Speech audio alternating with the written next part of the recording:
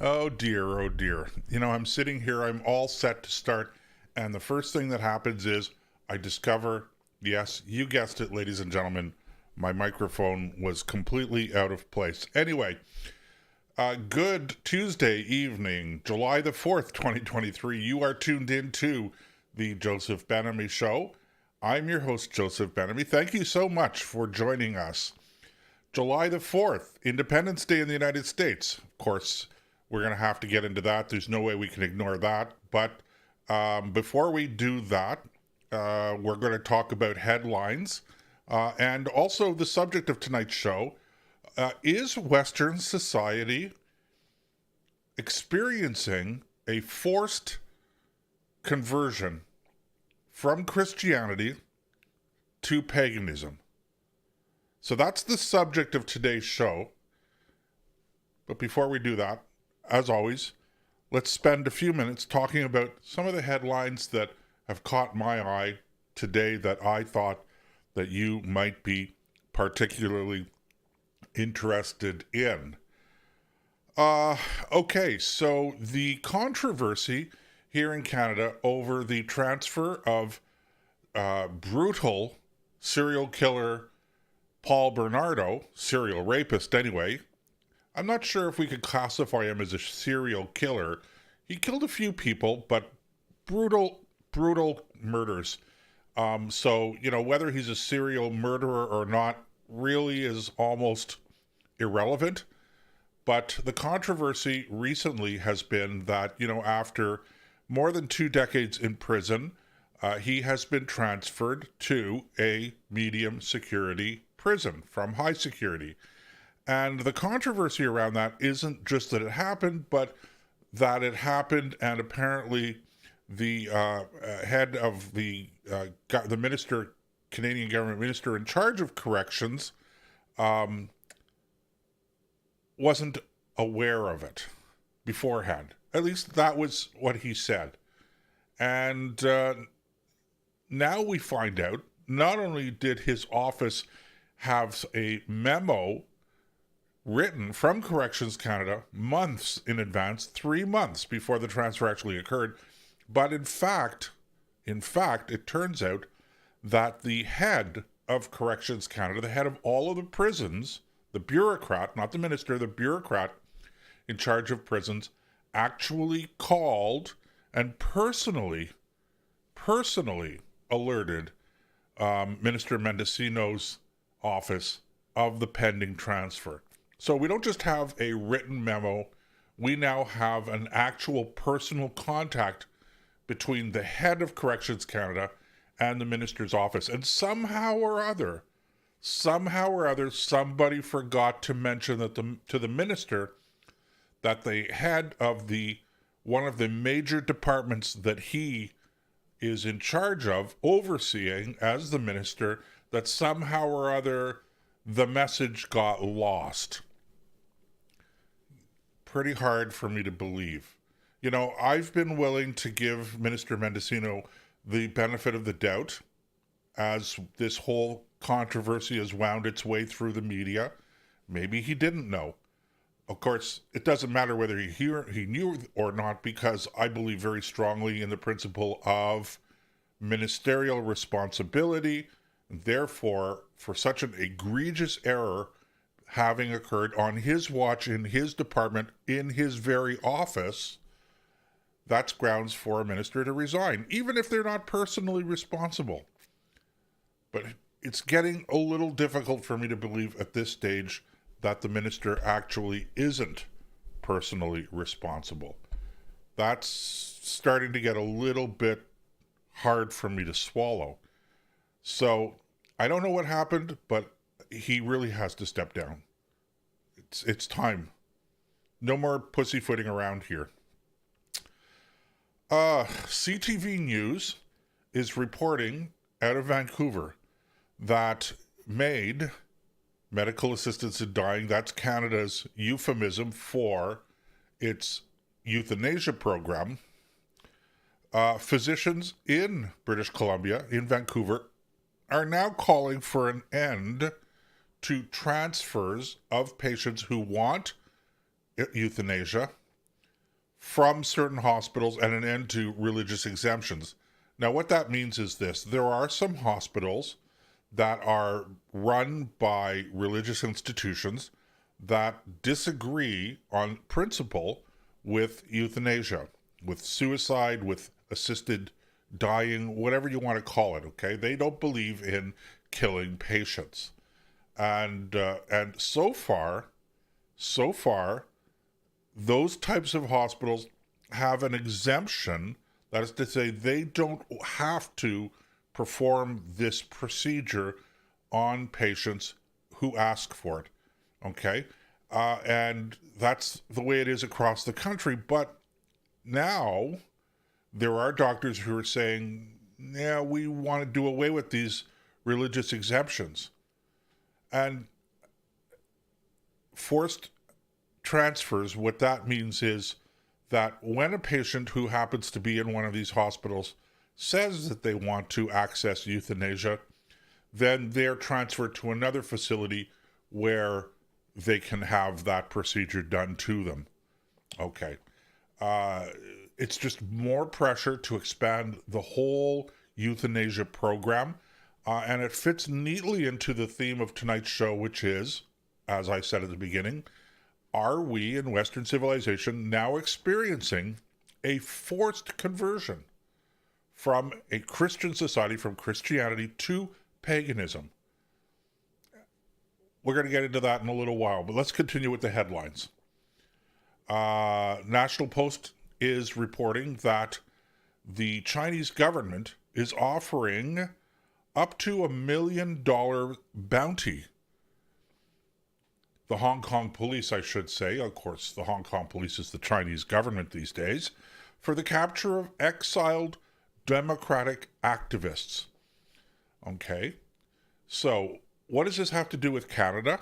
Well, as it turns out, one of the members of the High Court in Hong Kong is none other than former Chief Justice in Canada, Beverly McLachlin.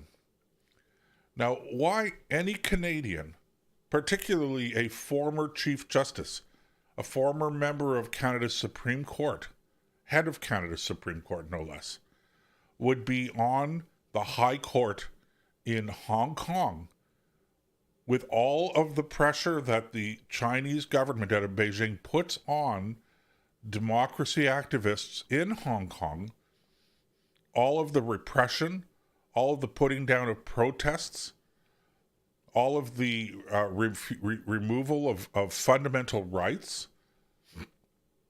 that somehow or other we find this paragon of judicial virtue, allegedly, Beverly McLachlin, okay, who is, as I say, she's worshipped in some circles, that she's on the High Court in Hong Kong. It's outrageous. Of course, this latest bounty that's being offered by the Hong Kong police has caused people to be calling for her to step down. Okay, she should step down, no question about it. But what was she doing there in the first place? I mean, are we supposed to be proud that this is what we're exporting? That we're actually legitimizing the kind of repression on the part of the Chinese government in Hong Kong, that we are legitimizing it, we are validating it, we are affirming it by our former Chief Justice taking that position. It's, as I said, it's outrageous, and it's deeply embarrassing. It's humiliating for those of us in Canada who still cherish freedom and the rule of law. It's unbelievable that we have to put up with this kind of thing. Okay. Moving to international news, in the ongoing conflict between Russia and the Ukraine, apparently some drones attacked Moscow over the last day or so. And this has led to the Prime Minister, not the President, the Prime Minister of Russia, Mr. Medvedev, to warn of quote unquote Armageddon. This is according to Euronews. Okay. That kind of rhetoric doesn't help anybody. If you want us in the West to find ways to collaborate, cooperate, work together with the regime in Russia, and I think we need to do that, that kind of extreme rhetoric is just irresponsible, doesn't even begin to describe it. Irresponsible in the extreme.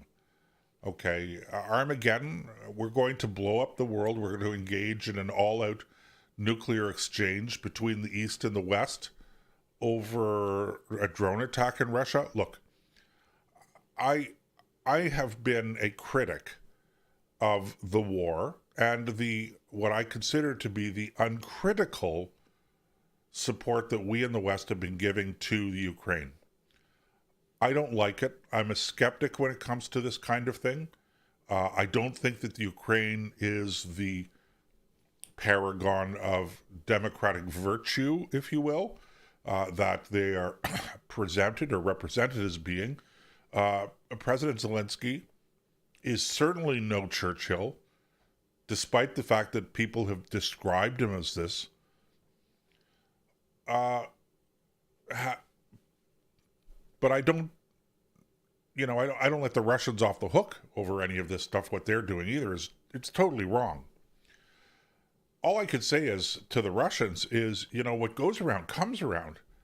I mean, if you're going to fire missiles into the capital city, Kiev, of the Ukraine, why would you or anyone else be surprised when the Ukrainians shoot back? It's okay. This is just the propaganda arm of the Russians, etc. But I hear people out there talking this way too. Still, they criticize Ukraine for fighting back, and I just don't know how you can do that. That's people here in Canada. So anyway, the point being, no, we are not going to have an all-out nuclear war with the Russians, and they would be probably better advised in terms of public relations, if nothing else, to just tone the rhetoric down a little bit. Tone it down a little bit. It's not credible.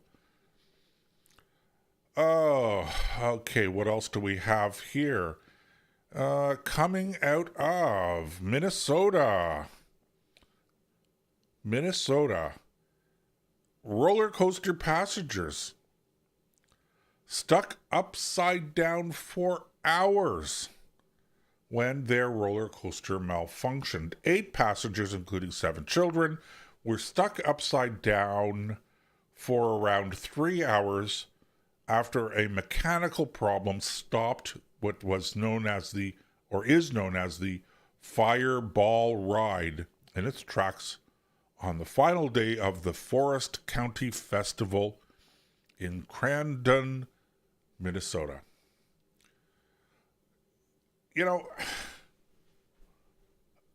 I don't know why people feel that they have to pay for physical thrills that come along with this kind of danger.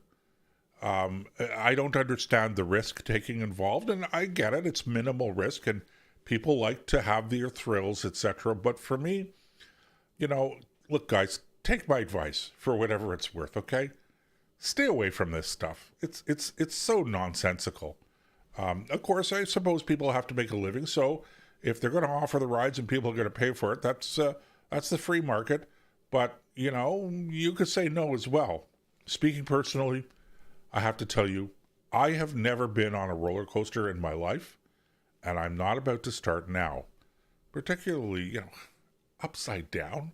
And by the way, that's not the only one. There was just in the last week, there have been a number of roller coaster mishaps.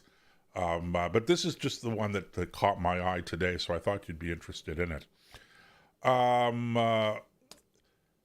In the White House, okay, Suspicious powder found in the White House. Suspicious white powder. What do you think that white powder was? Anthrax? Some other form of biological or chemical weapon? No. Cocaine.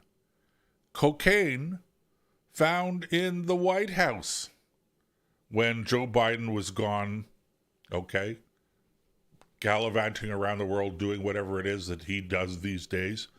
So, okay, so I started off a minute ago, saying, Armageddon not going to happen. But, when we have kooks in Russia talking about Armageddon, half seriously, one assumes, and then we have officials in the White House on drugs in the White House. And it's really funny because one wonders how they got the substance in the first place and used it, because the White House has some very sophisticated environmental monitoring mechanisms that can detect things like cocaine in the air, anthrax, other things like that. So perhaps those mechanical devices are not as sensitive, or perhaps they're just not tuned in to cocaine, which I think is probably more likely to find its way into the White House than anthrax would, but you never know. Anyway, it does not help to build confidence in our leaders when this kind of thing happens. All right, ladies and gentlemen, those are, as I say, are some of the headlines that have caught my eye over the course of the day. I thought that you might be interested in them. We're going to take a break, and when we come back, is Western society experiencing a forced conversion from Christianity to paganism? You won't want to miss that. So stay tuned. We'll be back in a couple of minutes here on the Joseph Ben-Ami Show.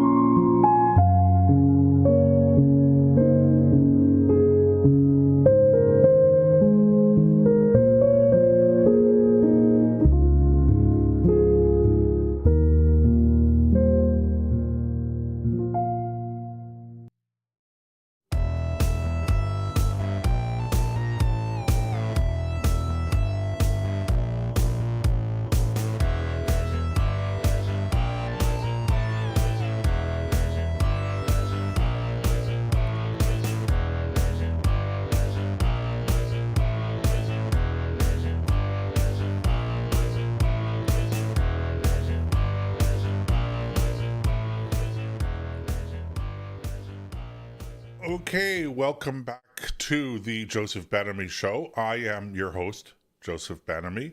Thanks so much for staying with us. Is Western civilization currently undergoing a forced conversion to paganism?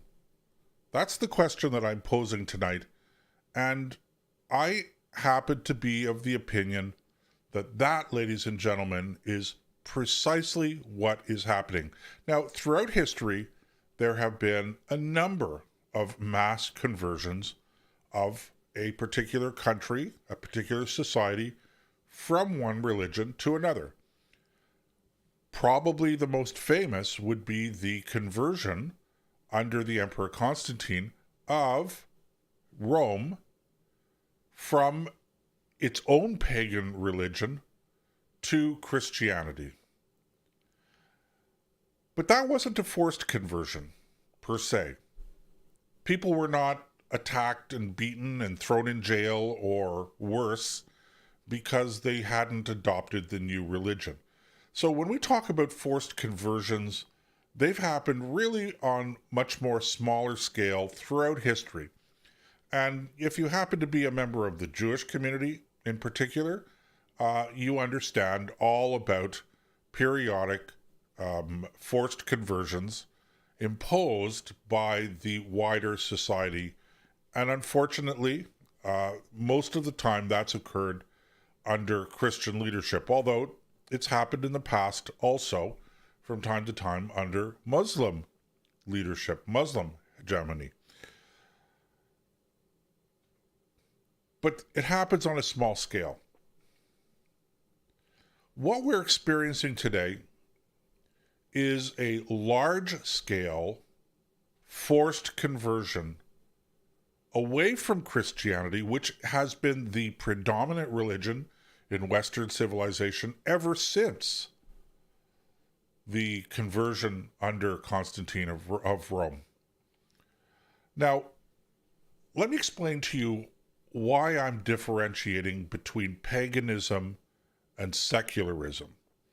Because we tend to focus on the secular aspect of this new brave world that's emerging. And let me stress that when I talk about this change in world religion, etc., I really am focused only on Western civilization. I'm not focused on the Muslim world. I'm not focused on what's going on in India or in China or any of these other places, because for whatever reason, these countries and these cultures that are embedded in these countries seem to be almost impervious to the kind of pressures that are going on. And to a large degree, my guess is that that's probably because these countries are not as free and do not value individual liberty, freedom of speech, etc., to the same degree that we have. You know, one of the great dangers of democracy, and it is a danger that we have to be aware of, is that when you have freedom, when you have free speech, when you have the liberty that we're used to, you're going to have a lot of stupid ideas. And so, how do you control those stupid ideas? Well, in a totalitarian state like China, stupid ideas are controlled by the government, basically outlawing them and punishing people who espouse those stupid ideas. In the West, we don't believe in that. And so we are particularly vulnerable to stupid ideas. And we live in a time and a place where stupid ideas circulate around very, very quickly. The internet has been, in that regard, a real game changer, because some crazy idea can get started somewhere in New Zealand. No offense to my friends in New Zealand. I'm not picking on them on purpose. In fact, I'm not even picking on them at all. So please don't be offended. I just pulled that name out. It could be Australia. Could be Canada. And actually, when I say that, I realize that more and more it is Canada. But these ideas get around the world and they build credibility. And it's even worse today with technology, not just in terms of the speed at which these kinds of crazy ideas and theories can be getting out there and promulgated and circulated, but nowadays with technology, you can actually develop background material, videos, fake interviews, fake newspaper articles, etc., that give to gullible people a certain validity to whatever the stupid story is that is completely untrue. Now, let me pause here for a second to make something very clear.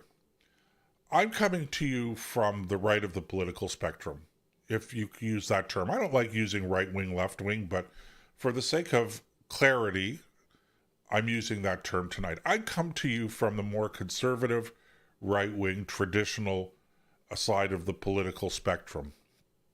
Okay?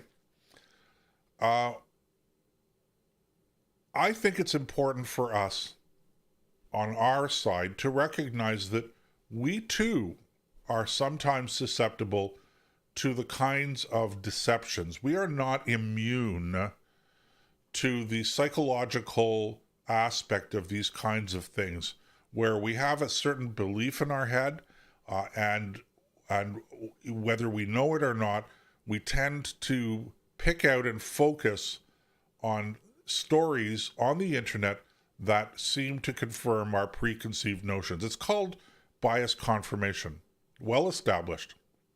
So I only say this because I think it's important for all of us, whether we're on the right or the left of the political spectrum, to embrace a principle, if you will, of skepticism, that we should practice skepticism in our day-to-day lives. We should approach everything with a healthy dose of skepticism. I've mentioned this before on the show, and I'm just mentioning it again because I don't want anyone to think that I'm just throwing out these accusations directed at my friends on the left of the political spectrum. I'm not. I think that the gullibility, is probably greater on the left than it is on the right. But in fairness, that could just be because most of the crazy ideas are emanating from the left and they're dominating the mainstream media to a large degree. So it could just be that when I say that the left seems to be more susceptible, it could just be that that's only because most of the silliness, as I say, is emanating from the left in the first place. I don't know. I don't want to get too technical into an analysis here. The point is, we're all susceptible. We all have to guard against being sucked into a fake news vortex. All right. So why do I use the term pagan? Well, it's very simple. Secularism is all about denying, or at least reducing the influence of untestable, unmeasurable, ephemeral influences in the world around us. The Age of Enlightenment has always been about human reason, and the theory, and I want you to understand now, pay attention now, I'm calling it a theory because it's just a theory, that human beings are able to reason everything out. That if you don't have reason, if you're not able to explain it, if you're not able to demonstrate it logically, then that itself is grounds for rejecting the validity of the theory. And that itself is just a theory. I don't actually believe that human reason alone is sufficient in making decisions. It's important, obviously, but I don't think it alone is sufficient. I think that you have to have information in order to reason things out. But sometimes that information is not something that you have collected yourself, that is left to you by people who have been here before, and call it collective experience. There's a lot of wisdom in that. And so sometimes what seems, there's a term for it, counterintuitive, turns out to be accurate, even though we didn't reason it out. Okay? So that's kind of my personal critique of the whole Enlightenment experiment. But at the heart of the Enlightenment of the Enlightenment experiment, the heart of it has been this whole idea that we have to remove religion, particularly, from the domain of government, of governance, and that everything should be secular, that is to say, non-religious. So that's what secular is. But do we really live in a secular society nowadays? I don't think we are. I don't think that we're building a secular society. I don't think that the contest that we're experiencing today in Western society is between religion and secularism. I think it's between one religion and another religion, and that other religion is paganism. Now, it's hard to define what exactly paganism is. We'll talk a little bit about that when we come back from our break. So stay tuned. We'll be back in a couple of minutes here on the Joseph Ben-Ami Show.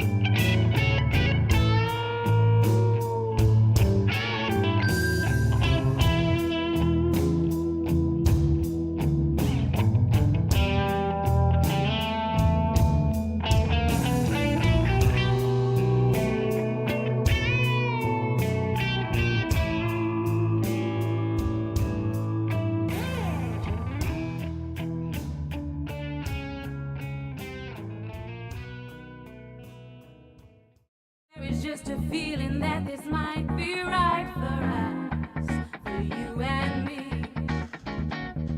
There is just a look I think this might be right for us, for you and me. There is just a feeling that this might be right for us, for you and me. There is just a look I think this might be right for us, for you and me. And we are back. You are tuned into the Joseph Ben-Ami Show for Tuesday, July the 4th, 2023. I'm your host, Joseph Ben-Ami. Thank you so much for staying with us. We've been talking about paganism versus secularism versus Christian society, and the idea that what we're seeing now is not just an abandonment of religion, particularly in Western society, the abandonment of Christianity, but a forced conversion. And let's be clear, it is a forced conversion of Western society to a new paganism. Call it neo-paganism, if you will. Now, there are a lot of people out there, and brace yourselves, particularly if you happen to be a professing Christian. My question to you will be this: are you really adhering to traditional normative Christian beliefs and teaching, or are you allowing the more paganistic ideas of today to infiltrate your Christian practice, your Christian theology, and you're reinterpreting Christianity in the light of this new paganism? Because I suspect that that's happening an awful lot within the Christian church, and not just one single denomination. There is no better explanation to this and no better illustration of why I am talking about why I'm talking about paganism as opposed to secularism than the current trans movement. The current trans movement is all about nature worship. It's not about nature respect. It's not about being a good steward of the world that we live in. Nobody objects to that. But when you elevate individuals, and more importantly, individuals' feelings, when these become the new dictator, when these become the new God, that, ladies and gentlemen, is paganism. So it's not that we're good stewards of our environment. It's that we're not interested, particularly when it comes to ourselves anymore, of being stewards at all. In other words, if it feels good, if it sounds good, go for it. And history, let's go back to Rome. This is exactly what Roman society was like when Rome fell. Was this obsession with indulging our personal feelings, people's personal feelings, particularly in the area of sex. Now, we live in a free society. And in a free society, if you're not harming other people, we turn a blind eye. We tolerate things that we disagree with. We tolerate the fact that we have all kinds of sexual behavior that may not be considered moral, that may be considered sinful according to Christianity or Judaism or Islam. We tolerate the existence of this kind of behavior because we live in a free society. But more and more we're being told that we must affirm it, that we must celebrate it, that when we don't agree with it, when we don't celebrate it, then we are the target not just of ridicule, of opprobrium. We are actually now being punished, prosecuted, if you will. And that's why I talk about it being not just a conversion to paganism, because remember, we're talking now not about the abandonment of religion, but the substitute of one form of worship, that is to say, a worship of God, to another form of worship, and that is worship of the self. And that's really what we're talking about. And that's why I call it paganism. And then when we look at the government, particularly in this whole area now that's erupted in Western society of transgenderism, of the idea of telling people that you can choose your gender, you get to choose your pronoun, and if I don't agree, if I don't affirm you, if I don't celebrate what you are saying about yourself.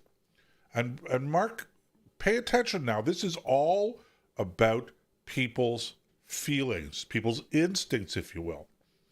A complete rejection of the notion that it's important as a human being to say no to oneself.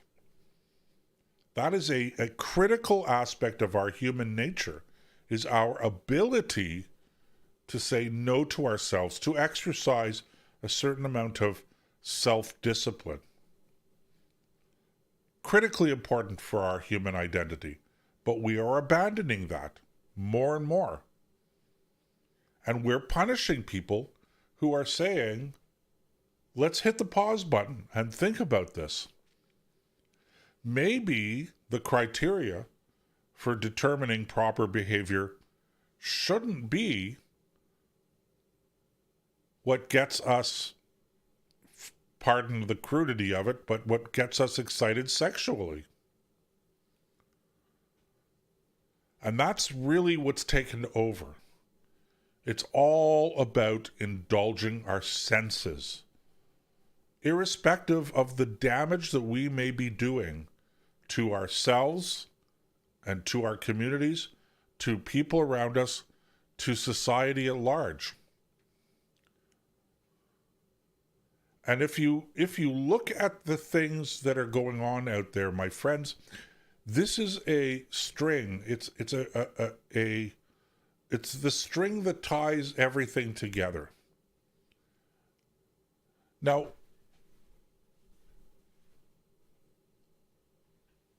what is it that's so bad about this stuff? Well, I'll tell you, ladies and gentlemen, clearly it's bad that we're talking about forcing people to embrace what they consider to be immoral behavior. So what we have now not just an abandonment of morality, but the enforcement of a substitute morality, where it's no longer moral to say that certain sexual practices are immoral, but the shoe is on the other foot, that the government is basically saying it's immoral for you to take a moral stand against this. Very confusing. Very confusing. But the real problem, or maybe not the real problem, but an additional very significant problem to all of this is it's all being done under the heading of rights and freedom. People have the freedom to do this. And on a very superficial level, we can all see that. This is kind of like the death spiral, I like to say, of liberalism. We've liberated people from tyranny. We've liberated people from political pressure. We've liberated people from disease and all of these things. Now we have to liberate people from nature itself. And we have the capacity to do this. But is that real freedom? That's the question that people seem not to understand. Because when you make your instinct, your passions, your feelings, okay, when you make these your guiding principles, you're not actually free. A free person is able to say no to themselves. A free person is able to say, I really want that cookie, but I'm not going to steal it, no matter how much I want it. Not simply according to the Lockean sort of principle of enlightened self-interest. If I could steal that cookie, then people could steal my cookies. And therefore we all agree that we're not going to steal one another's cookies. And that's part of the social contract. No, the reason that we don't steal that cookie is because it is objectively wrong. We say no to ourselves. And by the way, even if we're following that Lockean sort of social contract enlightened self-interest, we still have to say no to ourselves. But we're being forced into a situation today in our society where we don't get to say no to ourselves. Saying no to ourselves and suggesting, God forbid, that other people should learn to say no to themselves as part of the social contract, if you will, that even that's not tolerable anymore. That is morally wrong. So you see what I mean when I'm talking about substituting morality. It's an alternative moral world that we're imposing on people. And it's not a more free world. It's a less free world because it basically says you are allowed to be a slave to your passion. Not just that you are allowed, but the very premise that we're operating under is that you are a slave to your instincts, to your passions. That somehow or other it is traumatic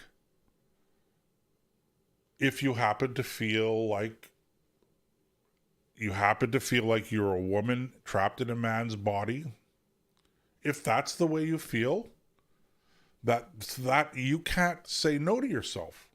You can't have those feelings without insisting that everybody else indulge that fantasy, that fetish on your part.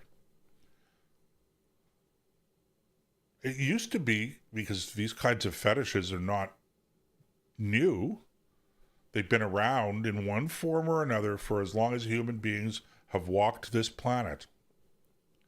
What's different today is that we are being told, at least in Western society, that if you have these feelings, then you must live your life according to those feelings. And everybody else should live their lives according to your feelings. But you yourself in particular, it's wrong for you to say, I'm a man who has a particular fetish, but I'm still a he, I'm still a him, I'm still a man. That's what I mean by this has nothing to do with freedom.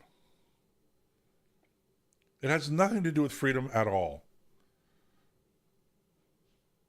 And when you live your life that way, ladies and gentlemen, you are literally a slave to your feelings. Because you are being forced. We're teaching people today that they are forced to indulge those feelings, to embrace them, to celebrate them, rather than control them, rather than discipline them. That is the very opposite, my friends, of what it means to be free. This is very important stuff. So, getting back to this whole thing about paganism, that is, ladies and gentlemen, in my view, what paganism is. What we are seeing, to summarize what I've been talking about for the past few minutes, what we are seeing in Western civilization is not simply an abandonment of religion or religious principles.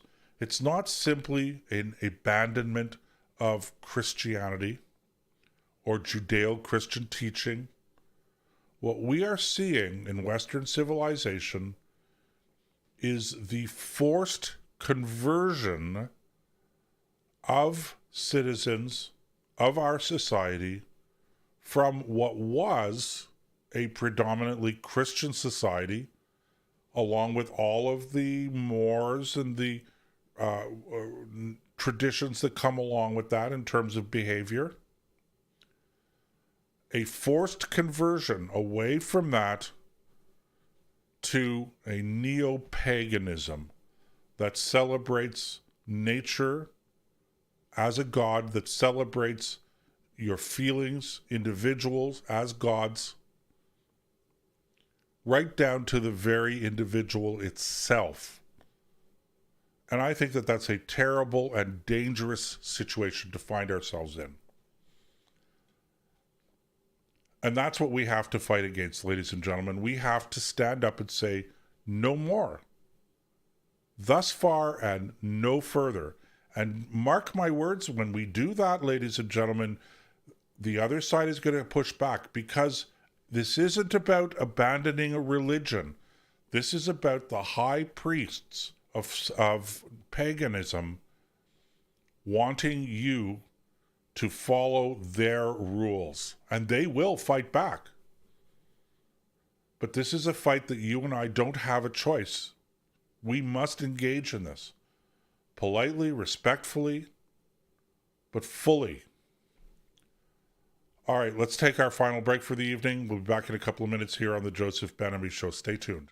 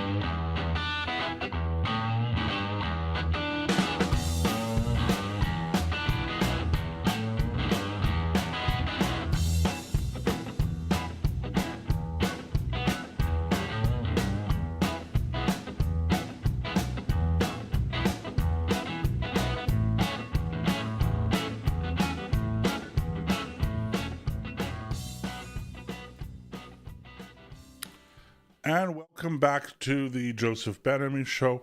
I am your host, Joseph Ben-Ami, and we're in the home stretch of tonight's show, which means, yes, you guessed it, ladies and gentlemen, this day in history. Okay, so the easy answer to this is July 4th, 2023 is the anniversary of the Declaration of Independence in the United States, when the Continental Congress approved the Declaration of Independence that broke the 13 colonies in North America. 13 colonies, not the 13 colonies. There were other colonies that did not join the United States Revolution. That's one of the reasons why we have Canada today.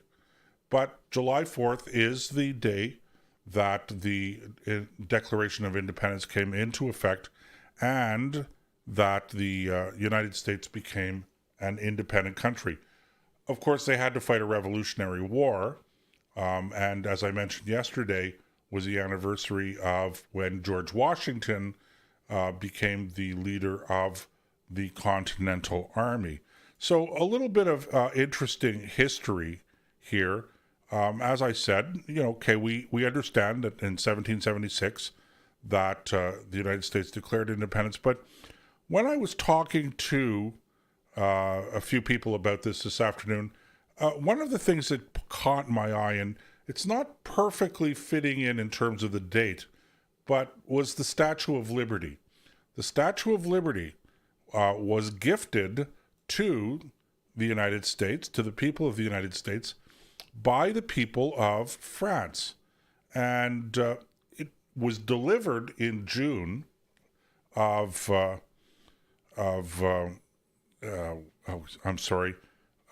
year that it was delivered was June. Sorry about that, guys. 1886. And inscribed on it, okay, is July 4th, 1776 in Roman numerals, which is, of course, the date of the Declaration of Independence. The statue was gifted by the people of France to commemorate not just the durability of the American democracy, which had just emerged from a brutal civil war, which was fought largely, not exclusively, but largely on the question of whether or not the United States would preserve its country, its union as a single country. So that was one of the causes of the Civil War, or one of the causes belli of the Civil War. But the Statue of Liberty was also dedicated to the freeing of the slaves. Now, some interesting statistics about the Statue of Liberty. It was designed by Frederick Auguste Bartholdi, who we don't really know a whole lot about. But the framework of the Statue of Liberty was designed by a fellow by the name of Gustave Eiffel. And, of course, we all know who Gustave Eiffel was. He was the designer of the Eiffel Tower in Paris. It was delivered to the United States in June of 1868.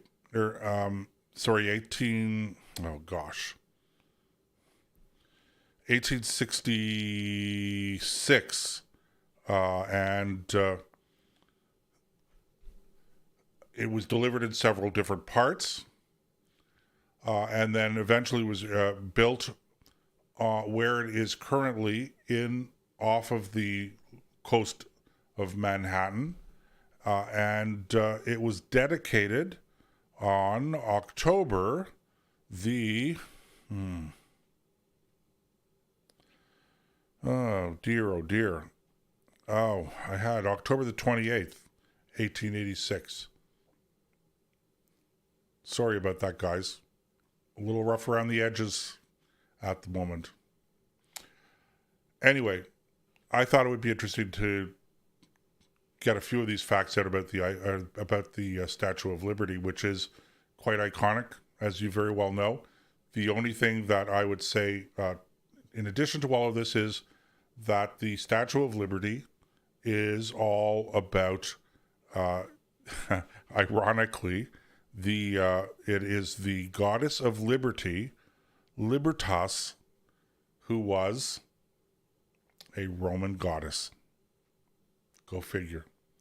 All right, coming to the end of another show, ladies and gentlemen. Check out the website, www.josephbenamy.com, all one word, without the hyphen. While you're there, don't forget to subscribe to our email updates. If you're watching the show on Rumble, don't be afraid to leave a comment or two, and subscribe there as well. Subscriptions don't cost you anything. They just allow us to notify you when there are new broadcasts up or any other information. Also, while you're there, check out our reading list, recommended reading. And if you happen to use Amazon, use the Amazon link on the front page of our show. We make a very small commission when you do that on your purchases. It doesn't cost you anything more, but it does help keep our show free and available to people like you here in Canada, in North America, and right around the world. All right, so ladies and gentlemen, that's enough for tonight. Join us again tomorrow night here on the Joseph Ben-Ami Show, where we speak truth to power and anyone else who will.